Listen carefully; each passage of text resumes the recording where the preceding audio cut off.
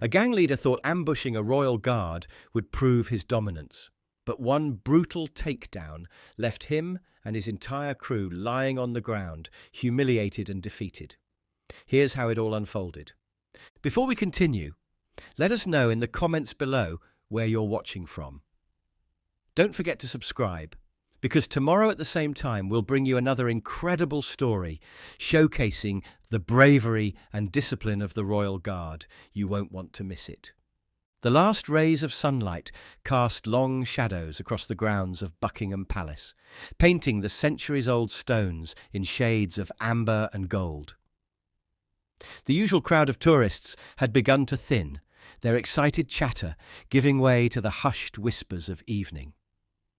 Guard James Harrison stood at his post, his scarlet uniform a stark contrast against the darkening sky, every inch the embodiment of military precision and unwavering duty.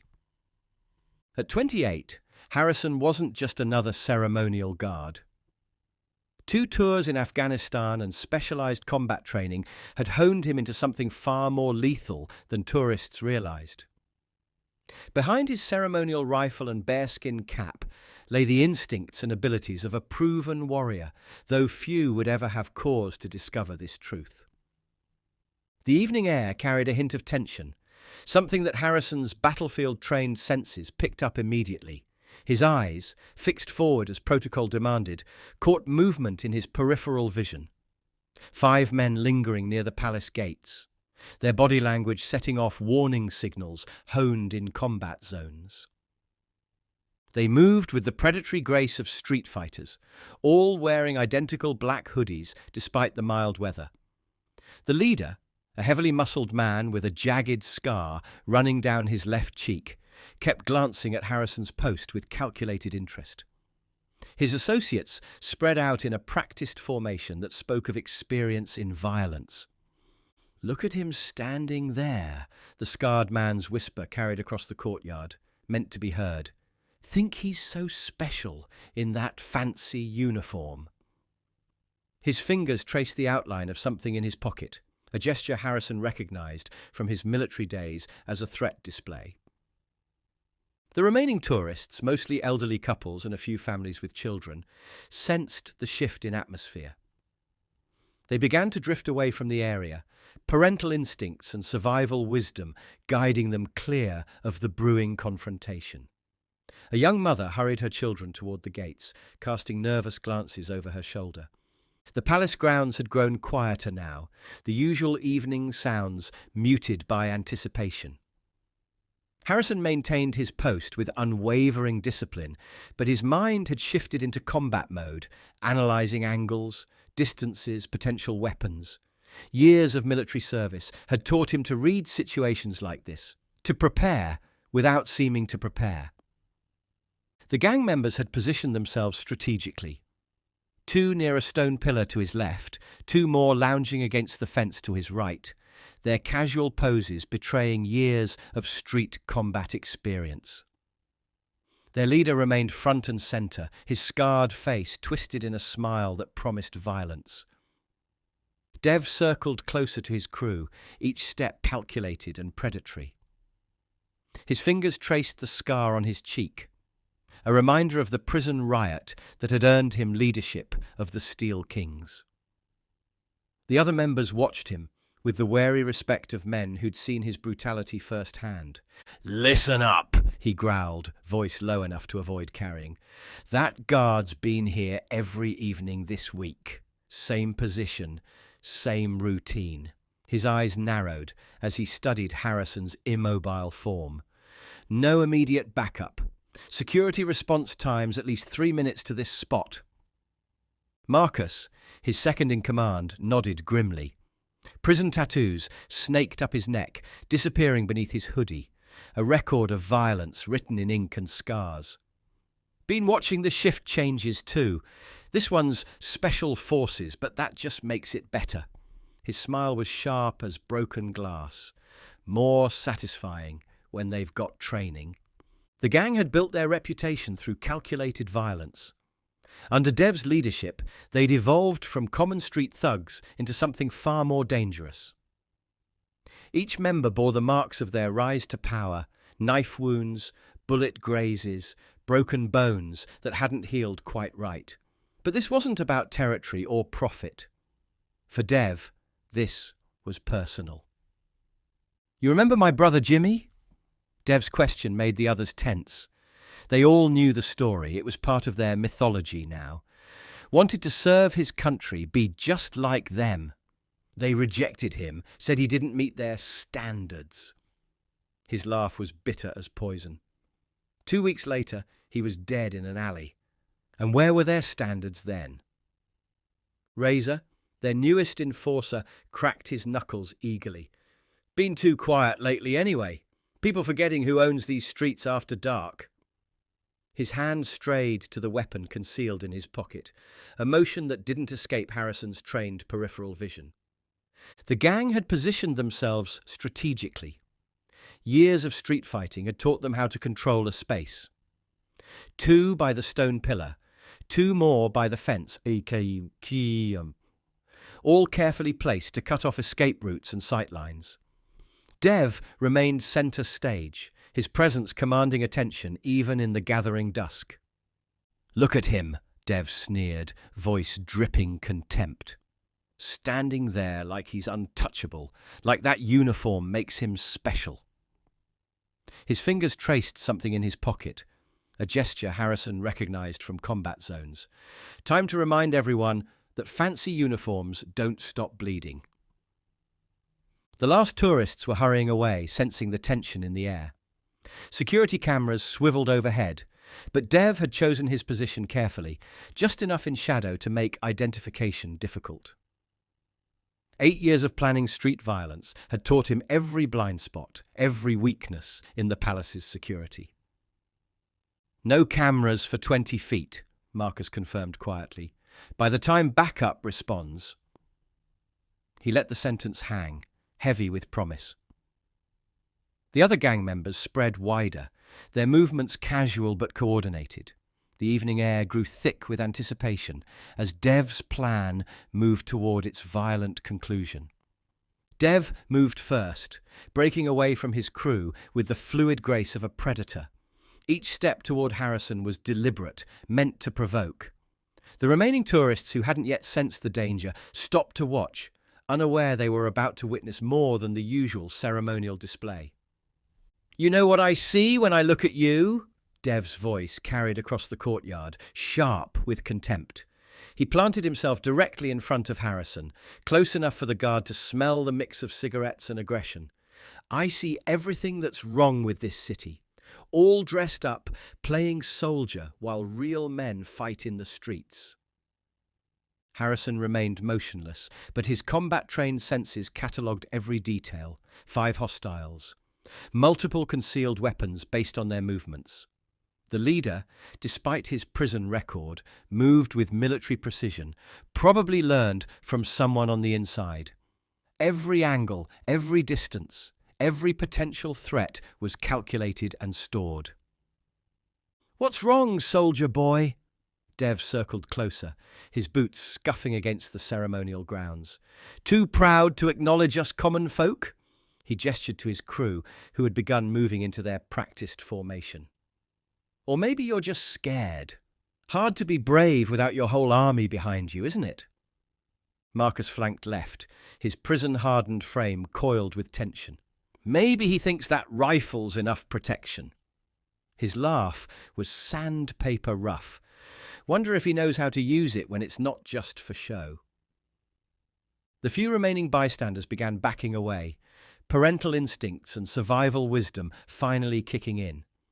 A mother grabbed her young son's hand, hurrying toward the gates while trying to appear calm. An elderly couple stood their ground near a security camera, the husband already on his phone. But Dev had timed this well.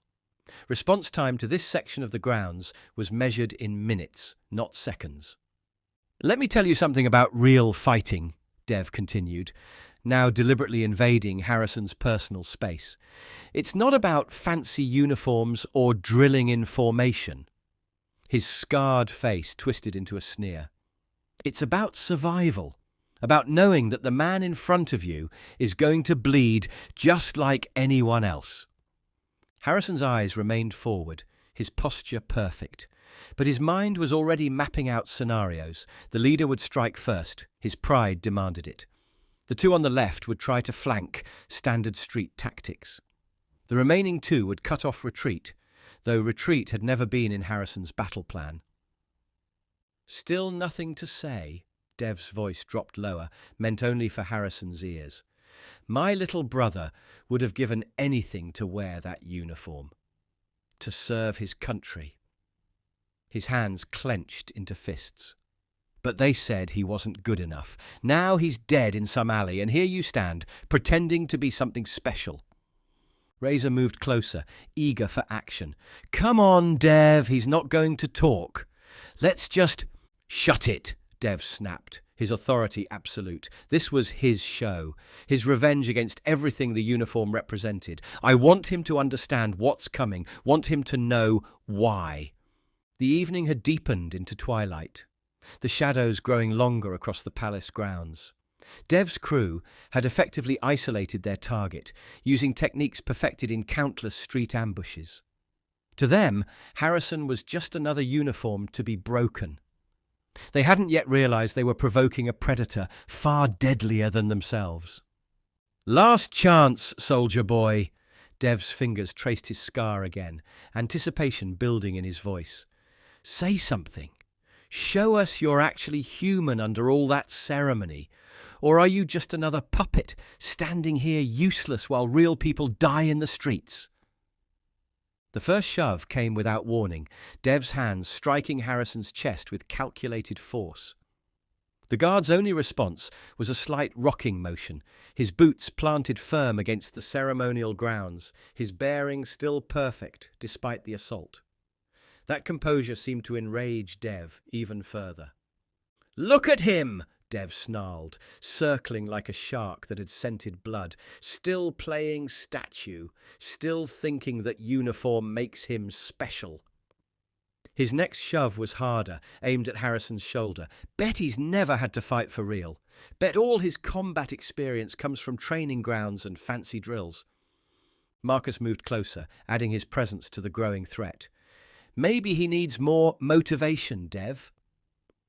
His prison-trained eyes studied Harrison's stance, noting the perfect posture, the controlled breathing. Though something tells me he's just buying time, waiting for backup that won't come fast enough. Harrison's mind catalogued every movement, every shift in position. His ceremonial rifle remained at port arms, but his muscles had subtly tensed, ready to transform the formal stance into something far more lethal. 2 tours in Afghanistan had taught him patience, the kind that looked like vulnerability to those who didn't know better. You know what your kind never understands. Dev's voice dropped lower, more dangerous. Out here, in the real world, all your training, all your discipline. Another shove, harder this time. It means nothing. In the streets, it's about raw survival, about being willing to do whatever it takes. The gang had tightened their circle, moving with the coordinated precision of men who'd fought together countless times. Razor fingered his concealed weapon nervously, eager for action, but waiting for Dev's signal. The 2 flanking members had spread wider, cutting off any potential escape routes, standard street tactics that Harrison noted with professional detachment. Still nothing. Dev grabbed Harrison's uniform collar, his fingers twisting the immaculate fabric. No response at all.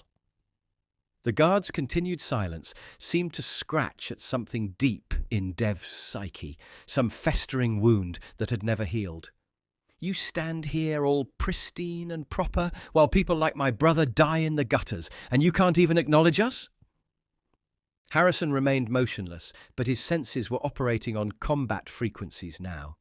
He registered the slight tremor in Dev's hands, anger mixed with anticipation.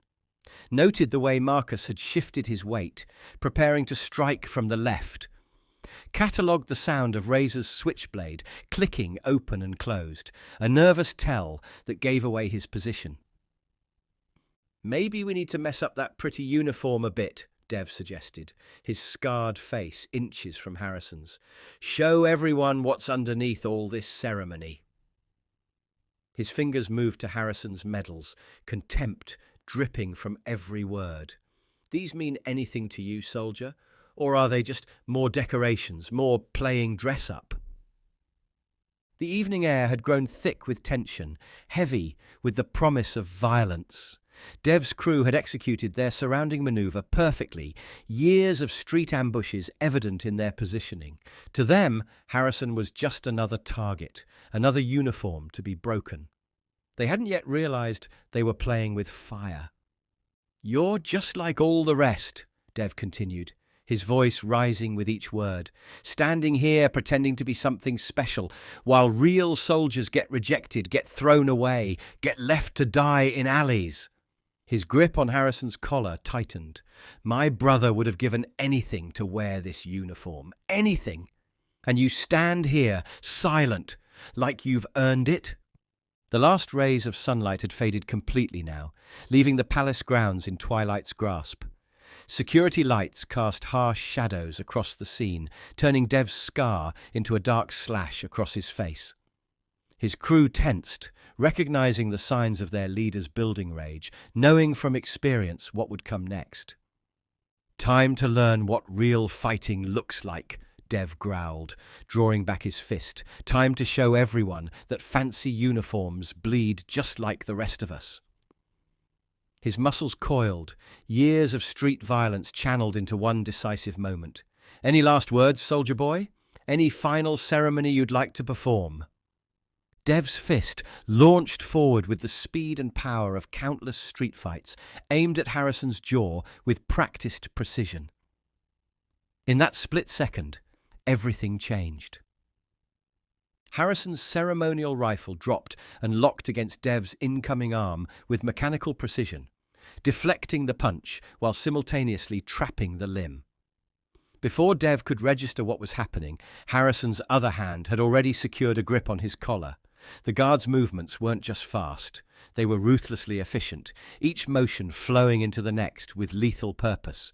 "What the—" Dev's surprise was cut short as Harrison used the trapped arm as a lever, redirecting Dev's own momentum to slam him face first into the ground. The impact drove the air from his lungs with a violent whoosh, his cheek scraping against the ceremonial stones.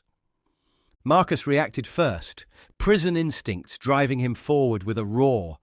His wild haymaker met nothing but air as Harrison pivoted, maintaining his grip on Dev while simultaneously driving an elbow into Marcus's solar plexus. The precision of the strike spoke of countless hours of close-quarters combat training. This wasn't ceremonial drilling. This was battlefield efficiency. "Get him!" Dev managed to wheeze out, struggling against Harrison's iron grip.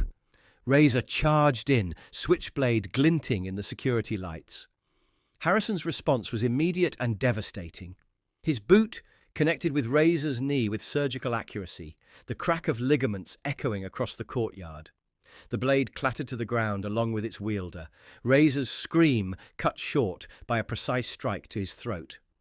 The two remaining gang members attacked simultaneously, trying to overwhelm Harrison with numbers. But where they brought street-fighting chaos, Harrison responded with military precision.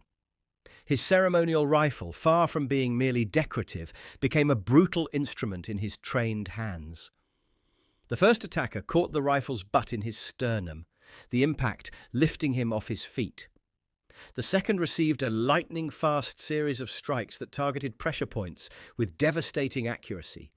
Dev had managed to regain his feet, spitting blood and fury. "You're dead," he snarled, pulling a hidden blade from his boot. "You hear me? Dead!" He lunged forward, blade slashing in practiced patterns that had won him respect in prison yards. But Harrison moved like water, each attack meeting empty air, while the guards' counters landed with increasing force. "All that ceremony," Dev gasped between strikes. "All that tradition." His words were cut off as Harrison's hand locked around his knife arm. The guard's grip wasn't just strong. It was technically perfect, targeting nerve clusters that made Dev's fingers spasm open. The blade hadn't even hit the ground before Harrison's follow-up strike caught Dev's elbow, hyperextending it with a sickening pop.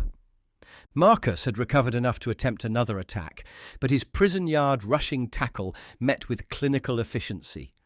Harrison stepped slightly aside, using Marcus's momentum to drive him head first into the stone pillar.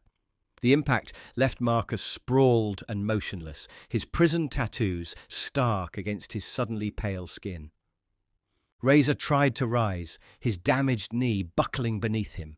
Harrison's boot caught him under the chin, the carefully measured force sending him back to the ground, unconscious before he landed.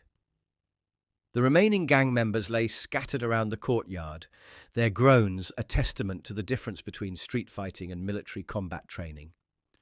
Dev, his arm hanging useless at his side, staggered back up for one final attempt. "You think this changes anything?" he spat, blood staining his teeth.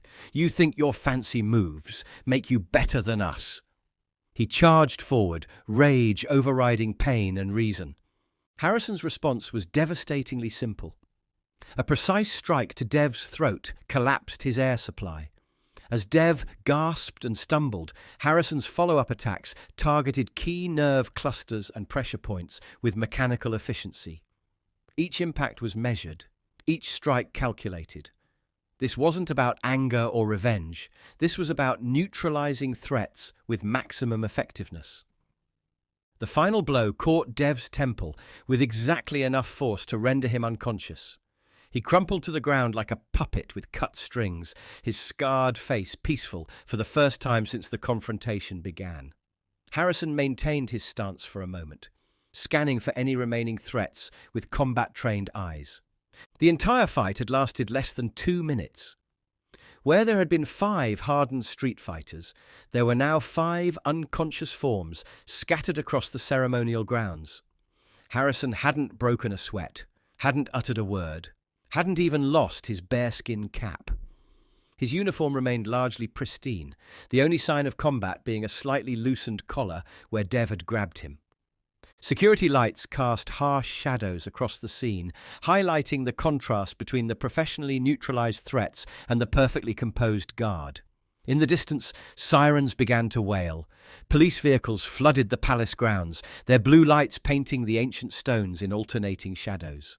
Armed response units moved with tactical precision, securing the scene even though the threat had already been neutralized. They found Harrison back at his post, standing exactly as he had been before the confrontation, his bearing perfect despite what had just transpired.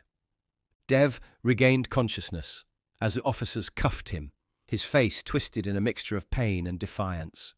"This changes nothing," he spat blood onto the ceremonial grounds. "You think this proves anything? You're still just a uniform, still just playing soldier while real people die in the streets."